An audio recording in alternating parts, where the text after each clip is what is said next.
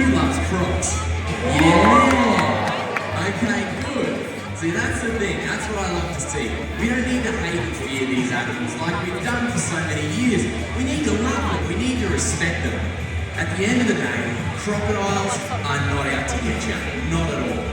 They really are the masters of camouflage. They're very powerful predators, absolutely. But they don't target people.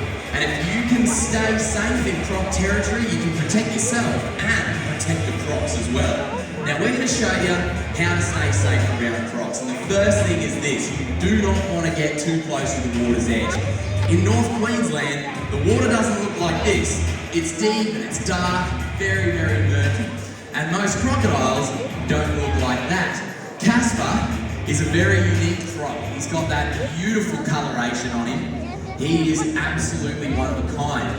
Most crocodiles have a completely different colour of where they are dark brown, sometimes even jet black.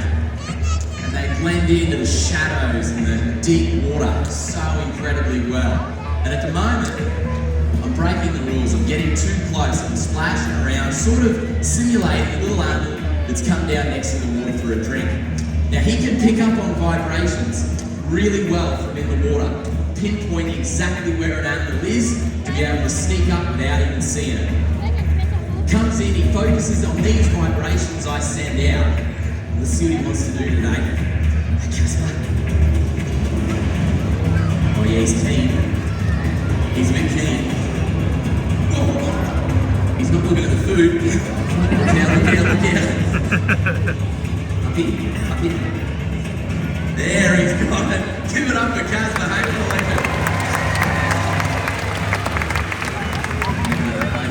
Get around him. Now, the thing about Casper is he does love to chase your legs. That's sort of his deal. He just loves it. He doesn't really look at the food. Now, what I want to do is I want to see now, we're going to change things up. We're going to go into this section here where it's a big corner. It's a lot more dangerous because there's a lot less room to maneuver. And that's why, Jimmy, why don't you do it? No worries, Ron. Does that sound good? Well, yeah, we'll see if he actually wants to come over. That was a really good strike from Casper early on. And then, oh man, we're just about to tell everyone how intelligent you are and you're there chasing your own tail. Tell me Come what on, you Casper. Over here. Come kick me out of your territory. Now, they are incredibly intelligent. They do learn and remember patterns and behaviours, and not just animals out in the wild, but roberts, mice, anyone who comes into these yards, to the habitats to feed, they start to pick up on patterns. And right now, he's just watching Robert and he's like, mate, if you come closer, I'll have you. But you know what he wants me to do? He wants me to jump in there. he does want you to It'd jump be a in. good show, wouldn't it? It would be a great show, but I'm pretty sure you guys don't like paperwork, eh? Yeah, it'd be a lot of paperwork. Any volunteers? So, he's sitting there, he's enjoying this winter sunshine. They're not firing on all cylinders like they do in summer, but that first burst of speed, that was really... Come back around, I've got an idea. No worries. Okay. Now what I'm going to try and do is see if I can lure him back into the water. Because what he's doing right now is he's really enjoying that sunshine. Crocodiles at the end of the day are solar powered. They are all about getting those nice rays of sunshine. And there we go, he didn't get you. Good job. Get your fast legs on. Now here's the thing. For a crocodile like this, on land, you're in far less danger. But in the water, you're in a lot of danger. See, I can be right in front of him here, no worries at all, and he's not going to try and get me. This is only because I'm on land. You know, I'm going to put my money where my mouth is here. Watch this. Hold this for a minute, Jimmy. Now that he's on land, completely on land, I just want to show you something. Okay, I'm going to sit down here, right in front of him, and watch what he does, right?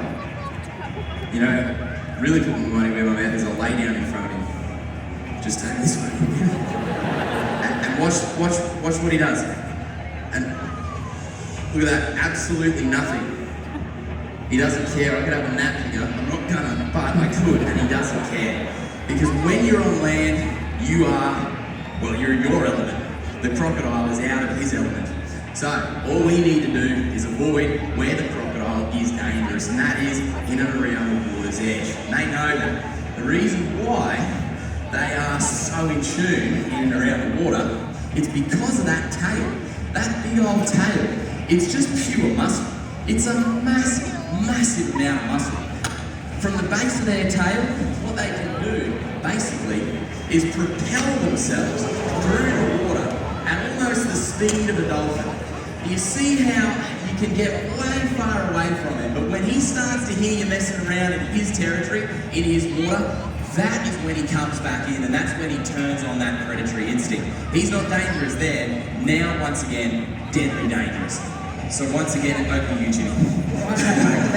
Let's take two. Thanks heaps for that. Now, we will try and get him to come down to the creek line for you guys. And like I was mentioning earlier, incredibly intelligent. When they learn and remember patterns behaviours, he knows that this area sometimes he gets a special treat, one that we may well have for him later. And they're a combination of smart and lazy. If they can do the least amount of work for the most amount of reward, that is a crocodile. Every day of the week, one of their favourite foods is carrion, something that's already passed away, something that they don't have to actively hunt. But they are amazing at hunting nonetheless. And in his current condition, he doesn't have to eat every day, every week, or even every month. Casper can go 6 months and he will look exactly the same without the skerrick of food. So out in the wild, he'll watch feral pigs, he'll watch kangaroos, he'll watch them come down and have a quick drink and bathe, and they do. They come down, they stick their face in the water, have a quick sip, and then they leave because they've seen crocs before. That's not when Casper's going to strike out. He's biding his time. As weeks go past, as months go past, come on, big fella. I'm not getting any closer than that, but you've still got that much of him in the water. He can swing and hit this fence in one go from there, so I'm going to stay parallel to him. Come on, mate, come down this way. He's really got his eyes on that kid in the front audience just there. He's like, that is an amazing mullet, and that is one of his favourite feeds. So, we'll see if we can't get Casper a bit further down. Now, like I was saying, he will wait. Incredibly patient, because he doesn't have to eat, but smart too, and he can hold his breath for 8 hours at a time. Incredible. So when that animal comes down after a few weeks, no crocodiles have come out to try and get him or her, that's when it might stay a bit longer. It might actually get into the water, and that is when the crocodile strikes. Very similar to that first one we saw him hit on Robert.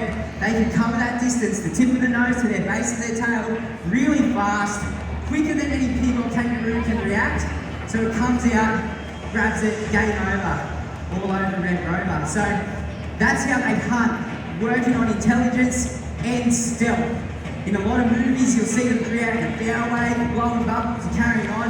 That is absolutely not a croc. Imagine if that was murky water. No idea, absolutely none. Who's coming up? And once again, not honing in on my footsteps, trying to cut me off. He knows I've got to go this way, and he can see up and out of the water at the moment. He's got a nictitating membrane, which is a fancy word for a pair of goggles, a third eyelid. That is really glaring there. Come on, mate. Come on. Hey, buddy. Up the food. Not in my face, please. Man. I'll tell you what, you can have that. Yeah, fair enough too, right? Yeah. Now,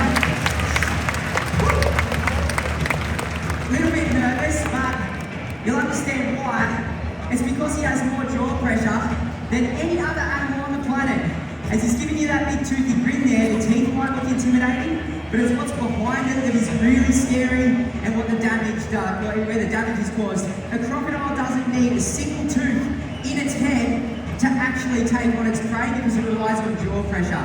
And when it clamps down with over 3,000 pounds per square inch, which is more than what car crushers use at the tip to crush a car into a little cube. And the bigger the croc, the more jaw pressure they actually have. So Akko, our biggest one out of the triples area, he's got more like 5,000 pounds per square inch at the back of his head. Absolutely phenomenal. This is like so classic for Casper, yeah. like so classic. He sits there like a big old inflated pool toy. He's just like, oh, I'm perfectly safe. I wouldn't hurt a fly. Come closer.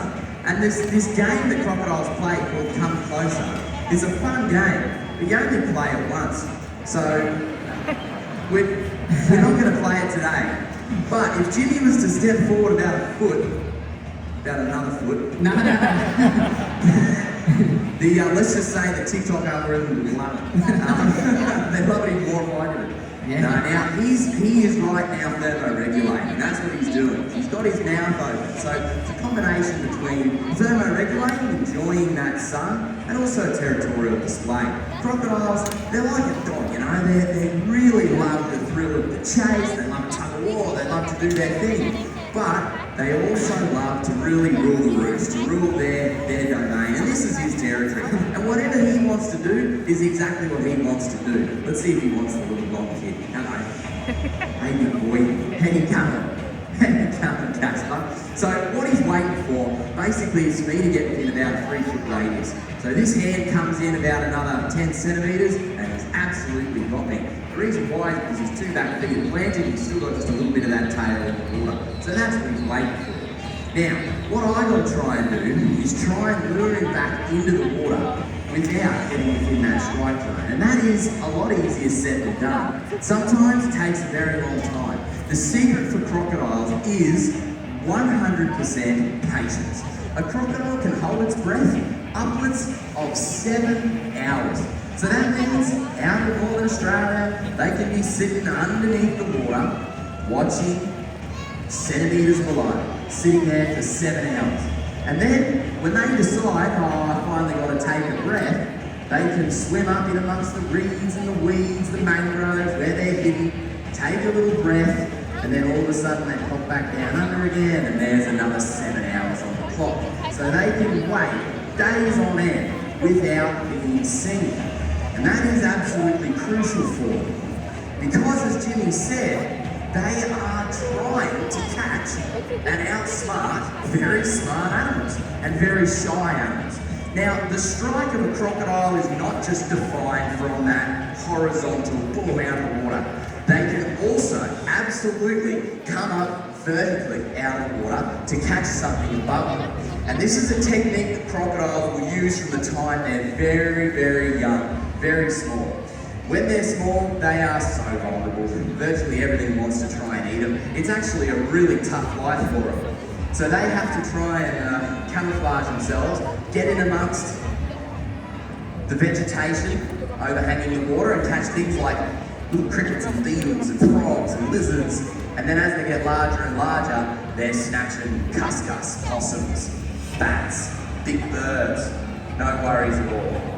And at this size, believe it or not, if he really was hungry, if he'd gone a few months without eating and he really needed that feed, what he'd be able to do is actually get almost his entire body, nose to tail, all the way out of the water. I have seen him do it. We've got a crocodile here named Charlie who has done it once where his entire head came up and over this railing. He was very keen that day. Now, what you'll notice here when he pops up and has a little look is that very little of his body is showing. When they want to be cryptic, they only reveal the very top of their head. Only about 2 or 3 centimetres sit above the surface of the water. However, since their eyes and nose and ears are all positioned right above the surface, it means that they've got all their senses without having to reveal really any of their body. Very, very smart design that they've got going. Hey big boy, up here mate, up here. I'm waiting for the day that he figures out just to walk around the ramp and just come up, you know. That'd be funny. Be a good show. Got some KFC here for you mate. Yum. Now we do love to feed our crocodiles whole food items. The reason for that is because here we go. Nice, little tail walk there. Good boy, let's see if he wants another one.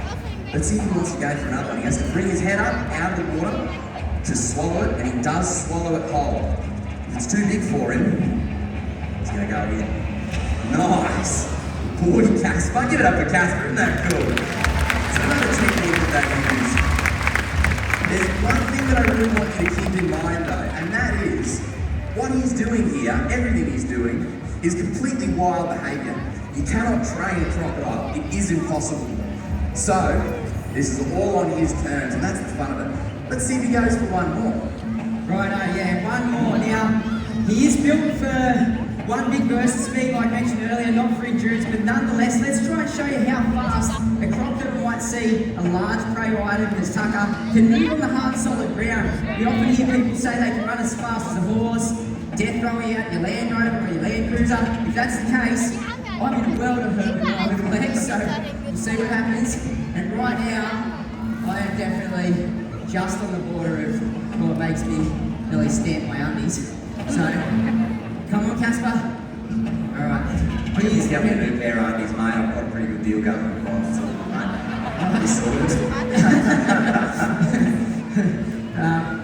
Yeah, I don't know. Well, what do you reckon? Resetting? What do you reckon? Just get him in the water and give him his little present for veto water. There we go. Here he is. Come on, big boy. Oh, nice catch, nice catch. Give it up to Casper, he's been absolutely awesome now. Tell you what, sometimes it's easy when they just come flying out to get you, but now he's out of the water and he has been a fair bit. I hope you guys have been taking note of his body shape. He's not built like a greyhound or a racehorse, he's like a torpedo. So in the water, incredibly quick, the cruising speed of a dolphin. Robert demonstrated before, you can sit down in front of one. I wouldn't recommend it, you know, if you had a few beers or anything like that out in the wild, but you can. They're not made for life out here, and his body shape dictates that. When he slinks back into the water, life becomes effortless, and it's easy to see why they've been unchained for millions of years. They are the ultimate aquatic ambush predator. So it might seem like coexistence with such a prehistoric animal is hard, but if you follow 3 simple rules in croc territory, you will be just fine. Stay back from the water's edge, 4 to 5 metres. It'll keep you out of his strike range of the biggest salties that have ever existed. Don't overhang the water, and whatever you do, the golden rule, it seems silly to say, but it leads to the most negative incidences between us and crocs. Please don't go swimming with them. That sounds silly, doesn't it? But, yeah, people do, and when it does happen, and a tragic incident occurs, yeah, it's bad, of course, but certain pollies, the media, they start brandishing this animal, an evil, ugly monster, but it's the opposite. They're the gatekeeper, the apex predator. Without them, there's no barramundi, there's no mangrove jack, mud crab numbers drop off the planet. This is the animal to thank for our northern waterways. They are so epic, the largest living reptile on the planet. He's done amazing today. What do you reckon? Getting something to... Alright, we're going to up the ante a bit. Let's do it. Hey, give it up for Casper. You've done well. Alright, now. Okay, it's time we give you guys a special treat. This isn't something that we do very often, but this is something that we really enjoy. It's a bit of a thank you to Casper. This is his favourite part of the day. As I say, it's a bit of a rare treat for him. What a crocodile really wants to do is to overpower a living animal. That's what they're made to do. And so, today we're going to do just that. Well, what he thinks is just that. Thanks, mate. Now, this is something my dad came up with. Yeah, he's keen on this. This is something my dad came up with, right? So it's pretty simple. It's a big old feral pig tied to a bit of rope. Nice little Christmas ham ready to go. Now, what he does is when he knows what's up, he really goes for that proper predatory instinct. Now what I want to do is set up a really good strike. As you're about to see, this is incredibly physically demanding. Not for him, but mostly for me. Uh-oh. We're going to have a Discovery Channel moment. Let's just see how this plays out. I love ibis, don't get me wrong, but nature must take its course. I'm joking. I am kidding. In all my time here, I've never seen an ibis get taken. They are surprisingly very intelligent creatures. So on time. Oh, this might be the first. What do you think, mate? So Casper's got a bit of a decision to make. Does he go for this or does he go for that? Alright, Ibis, I'm going to do you a favour and save your life. Okay, let's see if Casper's keen on a strike here. I'm going to hand you over to Jimmy. Righto, mate. Now, as Casper lines up, imagine this feral pig's come down for a drink. It is feeling comfortable after not seeing a croc. Comes down, and as it goes into the water, that's what happens. Nice big strike. The crocodile grabs the leg of the pig, and now it's got an issue. It has to overpower the animal, so it brings it down into the water, into its territory where it excels. And we use 2 methods to take out their prey. death rolling and violent handshakes, both of which just like that, which will disorientate the animal. Death roll, yeah, double death roll. How cool is that? So that spins 3, 4. Oh man, hectic. So spins with that animal. Are you right, mate? You good? So spins with that animal, disorientating it, spinning on his own axis, grounds that animal, takes it down to the bottom, where that pig would be lucky to hold its breath for 20 seconds, maybe 30 tops. Like we said earlier, this animal can hold its breath for 8 hours at a time. So when it does those big handshakes, it helps once again to reach that animal down into the water. Oh man, how's that? How's your arm sockets, mate? Still there. Robert's workout videos available in the gift shop. So, yeah, there we go. Oh, going for 6. Nice, mate. There it is. Right, yeah, happy days. Nice. Give it up for Casper and Robert.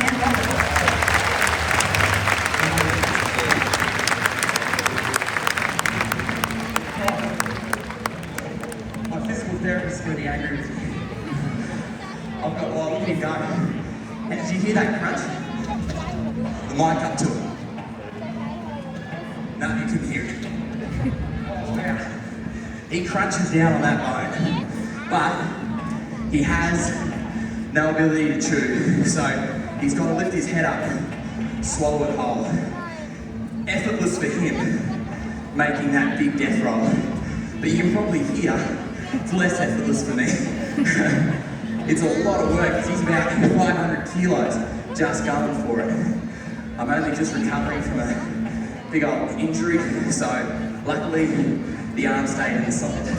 But this is what it's all about. At the end of the day, we want our Crocs to have a great day. It's pretty easy to have a Croc sitting there, chuck a piece of food every now and again to them, but that's not what they were made to do. They were made to hunt, to strike, and to live to the fullest. Most of the Crocs you see here are rescues. It would have been a certain death for them out in the wild. They would have been shot dead. Dad brought them in, gave them a second chance. And not only do they have a great day every day, but they also get to teach you guys about just how important and how beautiful they are. So, thank you for helping to keep the legacy alive of that bloke that you're about to see on the big screen. The greatest wildlife warrior on the face of the earth, which is of course my dad. Thank you very much. Enjoy the rest of your day.